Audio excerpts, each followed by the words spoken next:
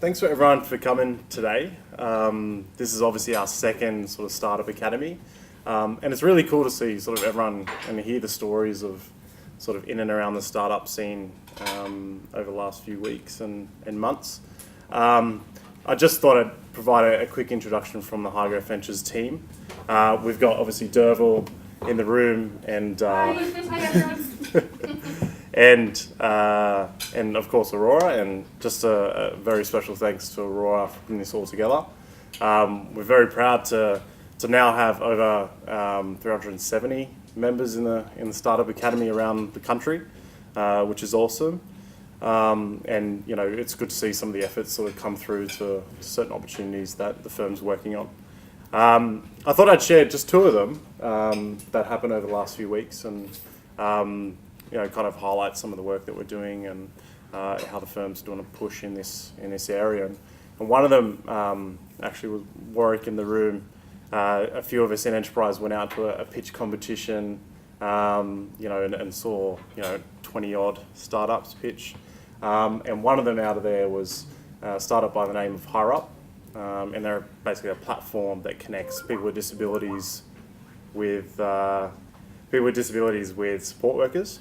And they've literally, you know, in a year they've gone from 4 to 45 sort of employees, you know, growing 4 a month, and really was under our radar, didn't really know much about them. So we were lucky enough to meet them there, and that was a good, good example of sort of the presence that we had at that event, and how some people in the academy helped us with that. And now we're engaged on a few different levels, and hope to expand that relationship as well. Another one was down in Melbourne. We recently engaged with a company called Carbon Track, basically helping you manage some of your electricity at home, and with batteries these days, and solar panels, and electric car. They're sort of helping manage all that, and they're basically the leaders in it. And we've just engaged to help them with some of the strategy for an IPO within the next few years. So that's just some of the work that we're doing, and it's really great to have sort of the academy supporting us on that.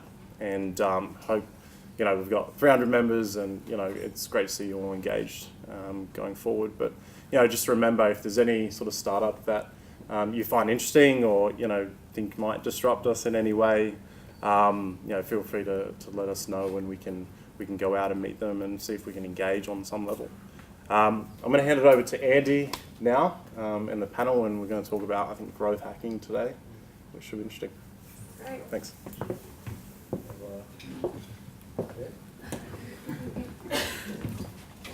All right, how's everyone doing? Doing well? Oh, sorry, you can do the middle. Very nice. Hi everyone, welcome to the second installment of Startup Academy. My name's Andy, and I'm the host for this evening's Fireside Chat. So with the theme of tonight being growth hacking.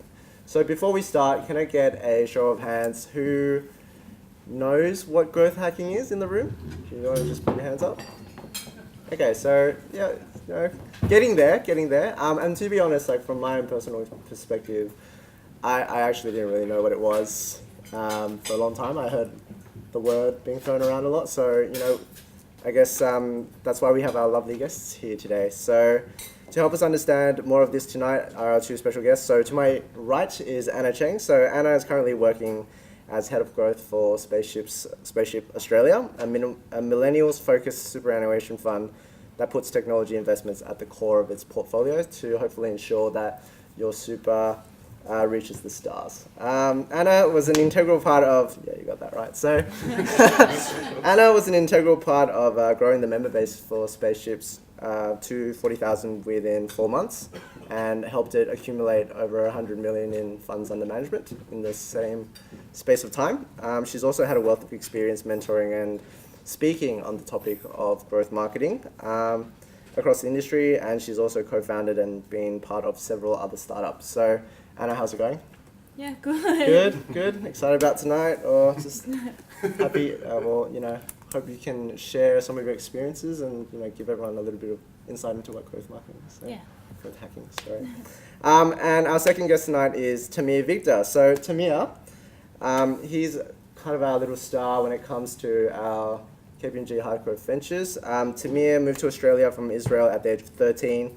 Shortly after, he started his first business at the age of 15, and he burst into notoriety after his stint with Cheng. So Cheng is a loan platform, fintech startup where Tamir worked for a limited amount of time, I think. So over the course, less than a month, he was able to generate 70 million in home loan applications, of which 10% was converted, and again, in the space of less than a month. He has since gone on to helping several other startups generate enormous community and user growth, and he's also started another business called Vigder Media, so you could see it from his shirt. My friend said when you have a shirt, that's when you know you've made it, so very well done. And for anyone interested, he actually has his own AFR article, which is purely about his experiences, and it's very, very, very, very insightful. He's also worked on things like Mark Cuban Portfolio Company, as well as he's worked with the New South Wales government on several engagements. So how are you going, Tamir? I'm good, thanks. Good, that's good, awesome. So I guess let's get started. And from my own perspective, growth hackers are essentially, I think that they're just marketers and engineers that figure out solutions around growth. And I guess I wanted to know in your own words what growth hacking means. So let's start with Anna. What is growth hacking in your own words? I think there are a lot of misconceptions surrounding growth hacking, and I think contrary to, I guess, the term growth hacking itself, it's not really about tactics, and it's not really about little hacks that you can use to grow your business quickly. So for me, I think growth is actually just like a bunch of frameworks that you can use to apply to a lot of new problems in a sort of repeatable and a scalable manner. So it's not really like secret book of sort of tactics or anything like that. It's not something you could use and copy and paste over from product to product. It's something, I think, much more than that. And I think when you're moving from traditional marketing to growth marketing, I think the main distinction you would make is probably in the shift towards your mentality and your approach towards processes and the way you look at your team structure. So for example, when it comes to traditional marketing, which is what most of the marketing we'd see in larger organizations, you would notice that they only really focus on the first two layers of the funnel, which is, for me, I think, awareness and acquisition. And because of that, you'll see that a lot of their KPIs surrounding their team would be stuff like, what are our signups looking like? What are our leads? What are our new users? What are our downloads? And a lot of that is like, if you were to graph it over time, it'd just be a linear increasing function. It doesn't really tell you much about your business. And I think growth marketers are a bit different to that in the sense where they look at the funnel as a whole. So it's so much more than that. It also includes like the product itself and your retention rates and stuff like that. So KPIs for growth marketers would be more like growth rates, and every single layer of your funnel would be attributable back to your growth rate. So because of that, you'll notice that a lot of growth teams would focus on KPIs like daily active users or monthly recurring revenue, where you would notice over time that it might go up and down. So for example, your daily active users might be higher on weekdays and lower on weekends. And from that, you can sort of understand that, maybe it's better if I put more of my marketing budget into weekdays and less on weekends, because I know the conversion will be high on those days. So kind of like a 80-20 rule type thing, right? Yeah. So it's more about like optimizing your budget for your return. Okay. So you'll notice a lot of marketing teams would have not just marketers who know how to do content, paid marketing and stuff like that. There's also like data scientists, engineers, product managers, and also designers. So I think it's a more holistic view of what the product itself and also what sort of story it's telling about how your business is currently performing. And to me, is that, that was quite a lot, and thank you for that. No, that's fine. No, I guess it's just, is that something similar is that the similar view that you take from your experience? Yeah, quite similar. So I think in my own, experience, growth hacking, I look at it in both ways. So one can be optimizing. So, obviously, there's a lot of websites or organizations that are getting traffic, getting exposure, but we're not leveraging and optimizing for conversion. So that's into leads and sales. But also what we like to focus on is actually the beginning of the funnel, which is actually getting mass exposure and trying to so many different ways to really increase that initial exposure. And I guess that's what happened with the video with Cheng and a few other things. Most of the times it doesn't work, but the ones sometimes it does work and it works really, really well. But so I think for me, growth hacking is coming up with the ideas to actually generate that exposure and testing different channels. So not just so it wouldn't be putting all your marketing budget or your growth hacking budget into one channel, which could be Facebook ads. It would be really trying to test so many new channels. And then seeing what works and what doesn't, and then optimizing for conversion. Okay. And you guys keep talking about this funnel, right? How many layers are there in a? Is that like subjective, or is it just? Well, it's called the pirate metrics funnel because like the start of each letter spells out R. Alright, okay. So it starts with awareness, so that's brand awareness. So the first time your customer finds you, then it goes to acquisition. So that's when you get your first expression of interest, so maybe like someone joining your mailing list or something like that. Then it goes down to activation, which is when your customer first realizes the benefit of your product. So for example, for Spaceship, we're a super fund, so that might be when they've initiated a rollover request. And that's probably the most important metric. So if you actually sort of do like a quantitative analysis of them all, that's the metric that affects your bottom line by something like 48%, whereas some of the other ones would have been like just constant. And then you've got retention, which is how long they're like just, they'll stick with you or perform in the way you want them to. So like for Facebook or Twitter, it might be like daily active users. And then it's revenue, which is the cash monies. The cash monies. Okay. And then there's also referrals, which is like other people referring you onto friends and stuff like that. R, okay. Yeah, so it spells out R if you take out like the first letter. That's awesome. I love how creative people in the startup world are. That's cool. And I guess naturally, I just want to understand like how you guys actually got involved in this space. I mean, it is quite new. And I guess, we're all quite young as well. So even just like, how did you find out about it? Let's start with you, Tamir. I didn't realize I was doing it Cheng. So we just did it because we came up with ideas. Okay. And then that's when, growth hacking is such a new term. Nobody really used to use it. But it was being used for a long time. So I guess we didn't try to do it. It just happened and it worked really well. And then, that's when people started trying to create courses or learn online how to grow that way. It's not so much to learn. Yeah. It's more really understanding the framework or what it includes, and then because it's very different the business to business. You can't copy it, just like Anna said, you can't copy those this funnel into the other one. It's completely different. And that's why it's so hard to do. Yeah. But yeah, that's my okay.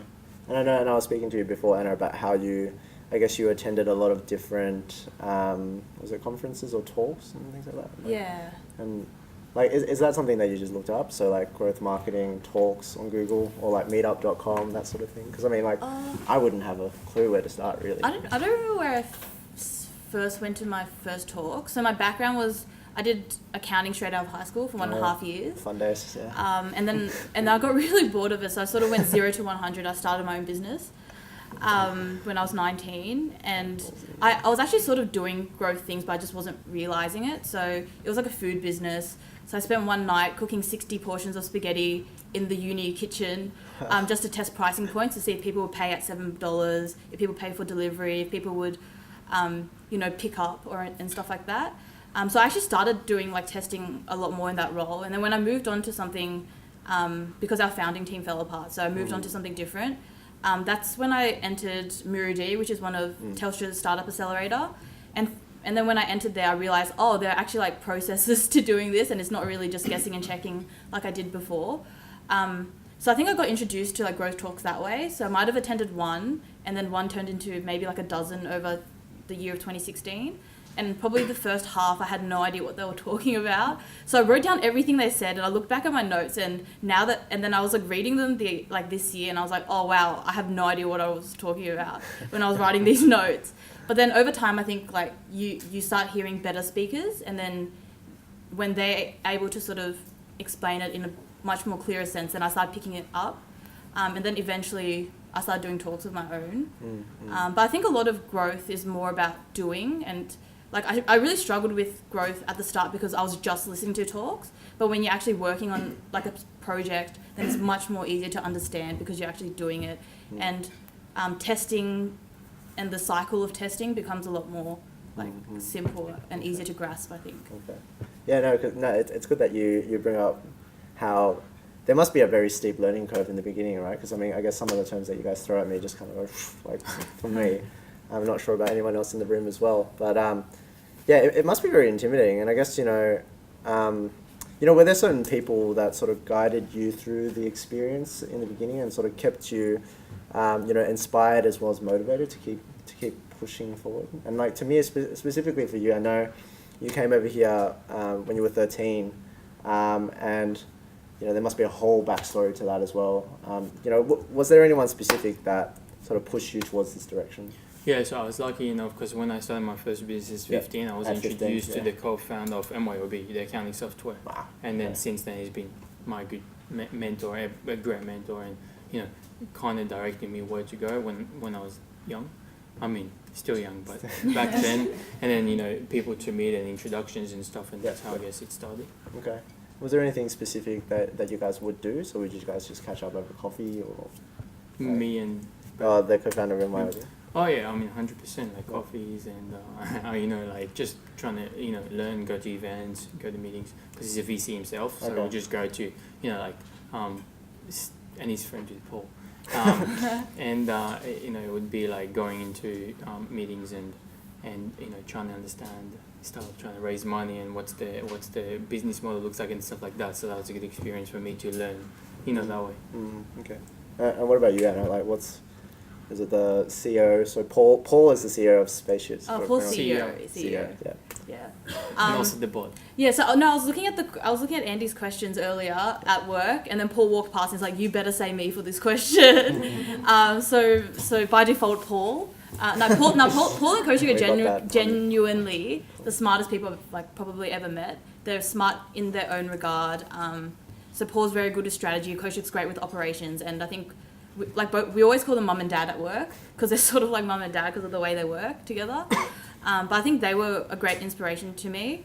When I just started Spaceship, I remember Paul just came up to me. I felt like I didn't know that much, but he came up to me. He's like, so I just need you to get me $100 million by the end of March.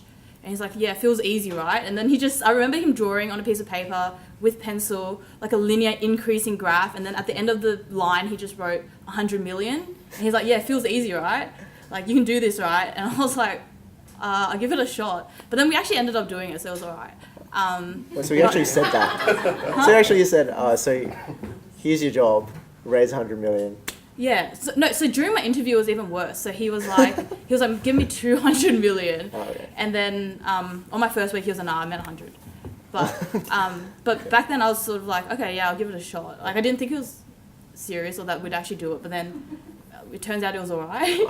But he sort of guided me along the way, and I think it was because he thought I could do it the whole time that I was like, oh yeah, maybe it is easy. Yeah.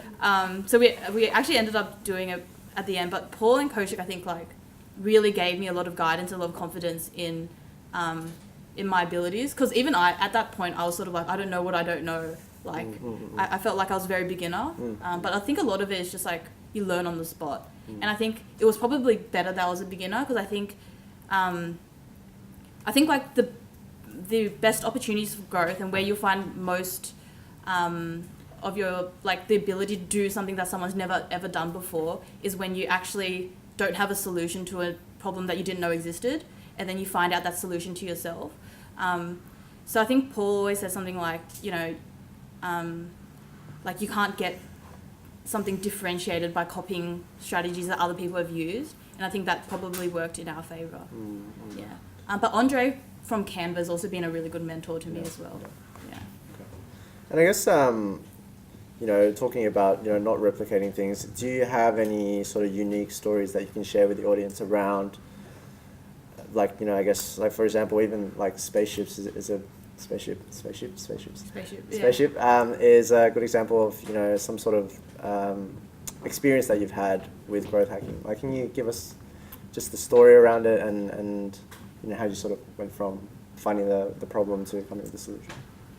Yeah, so with Spaceship, I think we sort of had a problem where no one cared about superannuation, especially within the target audience that we had, which was millennials, so around the age of 18 to 35. Yeah, for sure, yeah. And it was and we are a high-end product. Superannuation does charge fees and stuff, like whether you know it or not, but it's actually quite expensive. So for, say, like a balance of $50,000, you'd be charged like hundreds of dollars every single year, just for your super. Yeah. So it's technically a high-end product, and it's not something that people actively sort of look into. So you'd probably look at your electricity bill a lot more than you'd look at your superannuation statement, even though your superannuation is so much more important to you and most likely to be your largest financial asset. So we did have that issue, and I think a lot of it was about understanding your customer. So I actually spent my first week at Spaceship calling up our top 200 referrers, and asking and building a customer persona about them. So asking them what their goals were, what their challenges were, why they joined Spaceship, and how they would describe Spaceship to a friend. And I feel like getting that better understanding and feeding that back into all of our marketing campaigns was something that, you know, really helped us grow the business. Another one for us that worked really well was social proof. Because we are a high-end product, you're not likely to just sort of switch your super over just because you see a Facebook ad, for example, or just because your friend mentioned the name of Spaceship. It's a very like sort of multi-touch sort of product, and I think a massive part of that is building trust. And the way I thought about building trust was, what would most likely make me change a decision about something? And I think that comes with social proof. So we had Mike Cannon-Brookes campaigns on Facebook. He's the CEO of Atlassian, probably topping the BRW's top rich list for under 30s. Massive in the tech scene, which was our target audience. But we also had like a lot of personal ones as well. Like we had outreach campaigns where Paul would speak to a lot of people about Spaceship. We also had, I was running this thing called Astronauts of the Day on Twitter, where we just got customers to post testimonials, and like I'd superimpose their face on a planet and be like sort of gimmicky, and they would just retweet that and share it amongst their networks. But I think our most effective campaign was probably our referral campaign, our waitlist. And that sort of was a viral campaign that we ran that bumped people up groups to get earlier access to Spaceship when we launched. So that worked really well for us. And I think that was probably the main channel we used to get our first 40,000 sign-ups. So around the virality of, what was it, sorry, it was the waitlist. The waitlist, yeah. Oh, yeah. That's interesting. And I guess I want to bounce off that as well, because I know Tamir mentioned a lot about the video that you did for Cheng. Can you run me through, I guess, how that was like for you? You know, like coming up with the idea and then also experiencing the virality of that, and then afterwards the legal implications of that as well, if you can speak into that. Yeah, sure. Probably not. Yeah, sure. So the video, so what we did is, you know, it was 2015 December, right? And then the Big Short movie came out, so it was ads everywhere, you know, bus stops, buses, everywhere you can see. And then when someone sees an ad, he wants to watch the trailer. So I went to YouTube and searched for the Big Short trailer.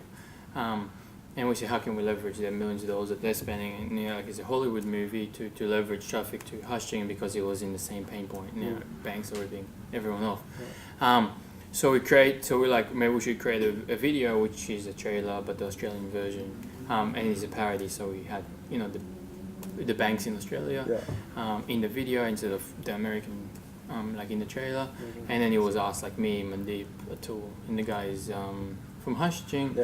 In the video, so it was funny, but that's what made it funny, and that's what made it a parody, you know. And then we're like, okay, how should we distribute it so people, you know? And so we're like, okay, so when someone searches for the Big Short trailer, how can we be on the first page? So if we use the same keywords and long tail keywords and you know, just include the parody or an Australian version, so YouTube can pick it up and put it as a trending. So we ended up being on trending and on the first page on YouTube, and then we got like 50,000 or a little bit more views in the first 24 hours. And then what we did is, just for we can measure and optimize for conversion, we had just a normal call to action. took them to a landing page or to the homepage. Actually, it was a time to the homepage to hashing, and that got obviously a lot of people watching it to understand the pain point in Australia, and then that got people to the hashing to get to know about hashing, but also apply for a loan. And if we total up the loan, all the loans in that period of 24 hours, a little bit more, that's the number got up to 70 million. They converted 10% after that. So that was really the experience. But I mean, it's important to know that like most of the things that you try to do, those things don't work, and they don't, because if everything worked, then you wouldn't be growth hacking. Yeah. But there was nothing to lose because we didn't spend any money on it. Yeah, and I guess like something that I'm interested in as well is probably like, so when you were going through that whole process, did you have any sort of internal, I guess, doubts and stuff? Or you were just really caught up with the whole thing? I was 15. I just said I'll do it. Okay. I was still in high school. You're still in high school, right? Okay. That's crazy. I guess, you guys seem to, what was it? And so like if I wanted to get started with this, because it sounds like it's not so much about talking about it now, right? It's just about doing. So if you were to give me a 101, a basic 101, and I mentioned it's about working on your fundamentals, right? Like how would you, what are maybe like 2 or 3 things that you could tell me straight away that's really actionable for me to get involved? Me? Or either. If you guys, I'm putting you guys on the spot here. So. Well, there's a lot of courses online that you can take. They're Yeah. quite like Neil Patel, Mitchell Harper, and a few other guys that are very good at what they do, and that's growth hacking. And they are taking what they've done for other companies, what worked for them, into a course, and it takes you through it. It costs some money, but it's very good. It gives you a return. I've done a lot of those anyway. Okay. So that would probably be the best way to get into it. Yeah. And then after that, testing, like doing it yourself, and then I guess as you'll pick it up. Yeah. It's not so much you can learn. It's only about knowing what it really is, and then just testing it. Yeah, I'm really big on fundamentals. So Elon Musk, who I really look up to, I think everyone looks up to him, but he always talks about this thing called first principles thinking. And thinking in terms of first principles basically means you break down problems back to the very essential facts, and then building hypotheses up, like on top of those facts. So for me, I've always sort of thought about problems that way, where it's like, okay, so what do I definitely know is true, instead of just copying like someone else's solution. So I don't think you should just plug someone else's answer into your problem and just take their word for it. I think that the greatest upside in growth always comes from something that someone hasn't been doing before. So for me, the fundamentals of growth are in both quantitative and qualitative factors. So the quantitative side, you've got data and data analysis, where it's just your most basic data. So looking at your data, being able to identify and understand your solutions, and then on top of that, then you might want to start doing some quantitative modeling on top of that data. So looking at that data and being like, okay, how can I use this data to drive my decisions in the future? So how can I make a decision by looking at this data? And then it becomes more qualitative over that to make it more useful for your customers. So then it becomes user psychology. So now that I've got these numbers, which are great, how can I use it to understand my customer? How can I use it to understand my problem, my solution, and how my users are going to respond to my solution?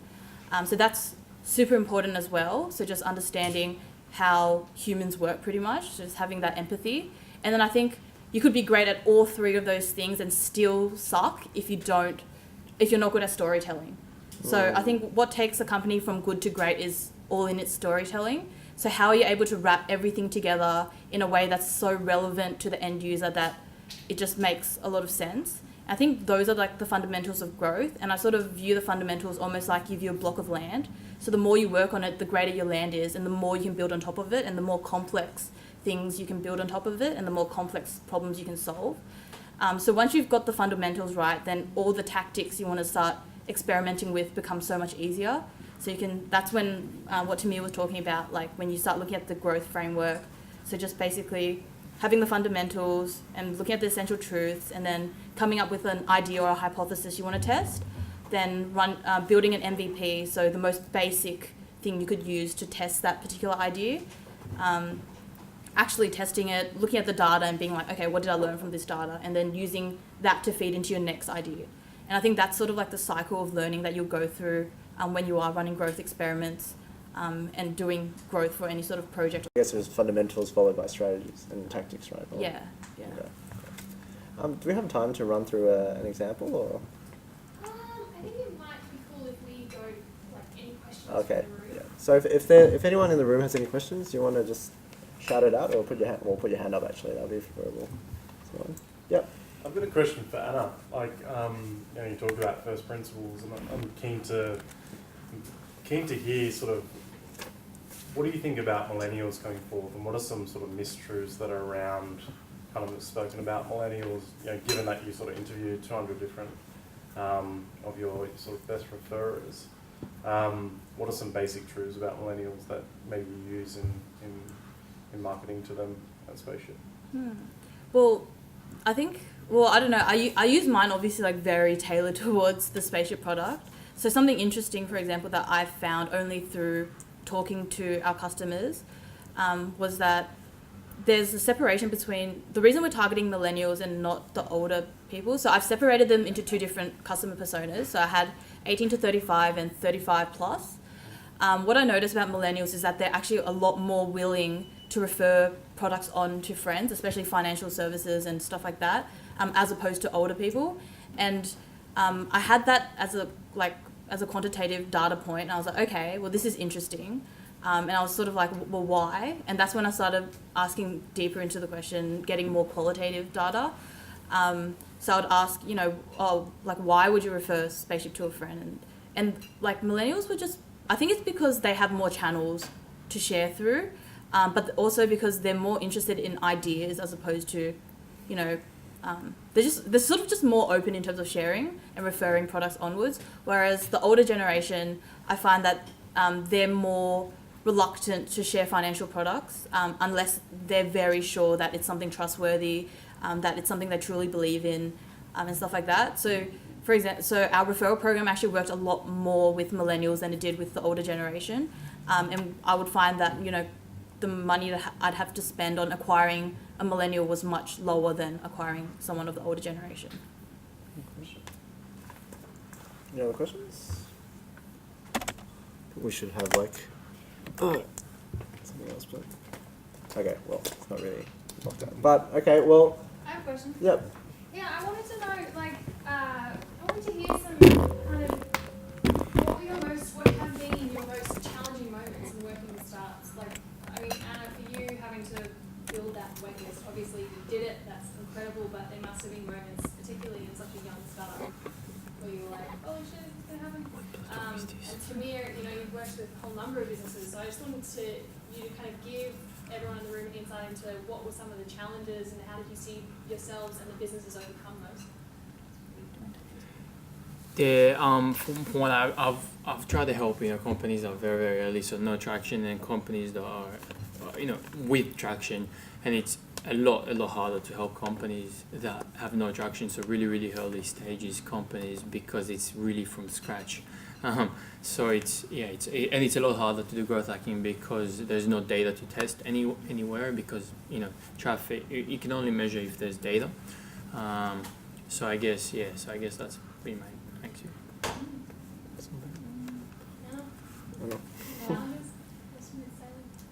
I think the main challenge I've had is, I think it's really difficult to sort of, I know everything about growth is that it sits at the intersection of marketing, product and data, but when you have marketing, product, data, so when you have a smaller team, it's actually extremely difficult to get engineers to actually care about what you're doing in growth. So I think when you don't have the resources, especially human resources, it's actually quite difficult to execute in the way you want to. So you would find yourself, constantly fighting tooth and nail for the attention of your engineer to focus on, something that might happen to you. So for example, if I know that, hey, we have a drop-off point here where we ask for TFN, mostly because people don't know where the TFN is. Can you please put an info bubble to say you can find it by calling the ATO, or you can find it in a payslip. Even getting an engineer to do that is quite difficult because they have their own priorities. which is why I think it's extremely important to get a growth team that incorporates all those particular roles. But like early on when I started Spaceship, I found that to be super difficult, like just to get something I wanted like done by an engineer. And it could be something like super simple, like just putting like a tracking code on a website or something like that. But I just found that to be like time consuming. Yep. Just one question, I guess, following on from that. Has there been a common thread of things that have worked for you in your growth hacking experiences, or is it really different company to company? Has there been things or ideas that you've tried or mediums that have really resonated? For me, it's not so. I've never really stuck to any particular channel. Like there are channels that I'm like more familiar with and I'm like more comfortable working with. But I think the thing that I do in every single company is like I always build that customer persona. So I call them, and the most valuable question for me is actually, how would you describe Spaceship to a friend or colleague? And you would find that what they respond to in that question is probably what you actually want to put as like the largest text on your hero image on your website, because the way a lot of copywriters write, they have different understanding of your product to your customer, right? We know so much about our product. We know all the terminology. We know how it works. We know what sort of people we want to use it. But your customers don't have that hindsight. So sometimes I just ask that question and then I take an amalgamation of what they've said, and that's exactly what I put on the website. And when you actually build the entire customer persona, even like every single section is actually just made up of every single question I've asked them. And I'm using the language that they've told me back to explain it to newer customers. Right, which me. What channel? I mean, we test a whole lot of channels, and as Anna mentioned, like every business that we're helping, especially when it could be B2C or B2B channels, one channel doesn't work for everyone, so it's about testing really different channels and seeing what works and what doesn't. And obviously there's channels that works for B2B and there's channels that don't work for B2B and so on for B2C. So it's about testing what channels do work and what generates the return for what you put in, and then see if it does generate a return. And if the channel works, but obviously the main channels would be Facebook and YouTube and AdWords and all those kind of things that usually everybody try and do. But there's other channels to leverage off that people don't really know about. So that's we leverage off. Can you give us an example? Is that a trade secret? We're doing it with High Growth Ventures now, which is the LinkedIn bot. So. Okay. Yeah, there's a lot of things going on. Okay. That's cool. Any more questions? Or yeah, we have time for one more. So this gentleman in the back. So. The question I have is in regards to failure.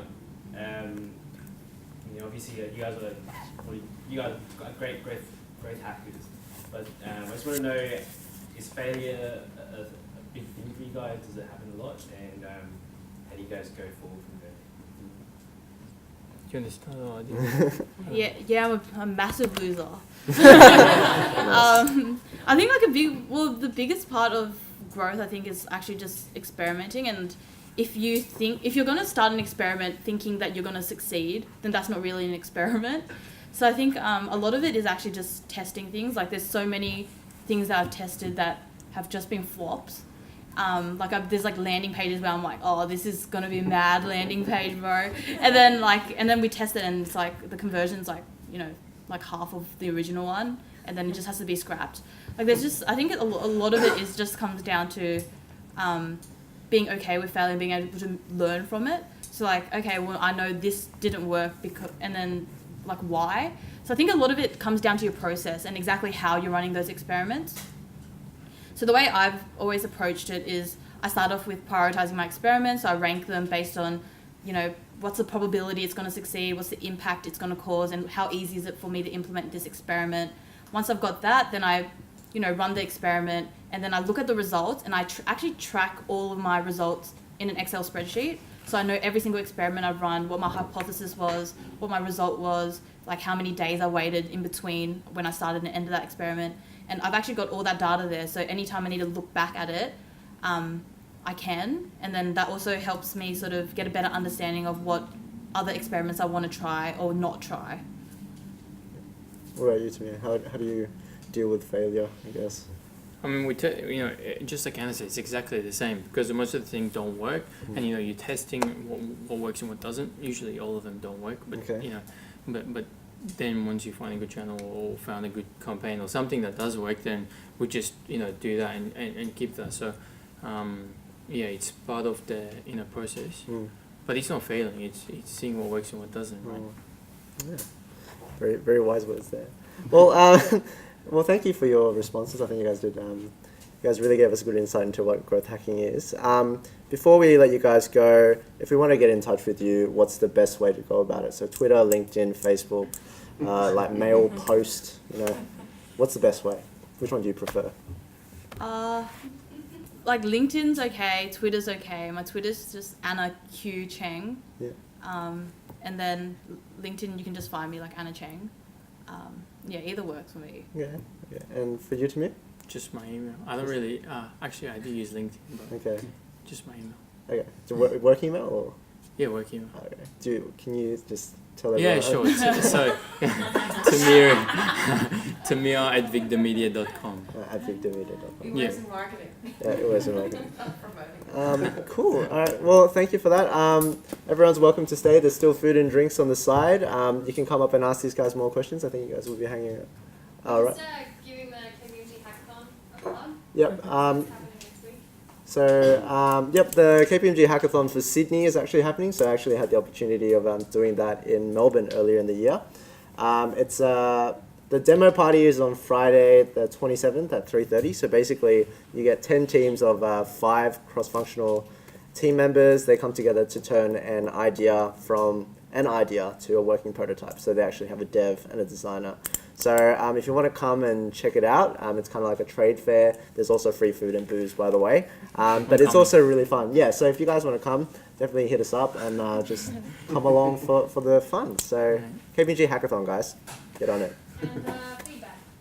All right, yeah. There's the link. Please bring it up on your phone and please give us feedback about tonight. We'll be Yeah. running another one on the 23rd of November. Yeah. So yeah, follow that link, please, and give us feedback so we can make it better for you guys. Focus on and drill down, like these guys said, on the channels that are most successful for us, so that we can make a better experience for you guys. So please follow that link. All right. Thank you. Cool. So thanks, guys. Thank you very much. Can everyone tweet the high growth venture handles on Twitter? Yeah. Just put high growth ventures. Good plug. Good plug. Thank you so much. No worries, man. Thanks for the responses. It was mostly like audio.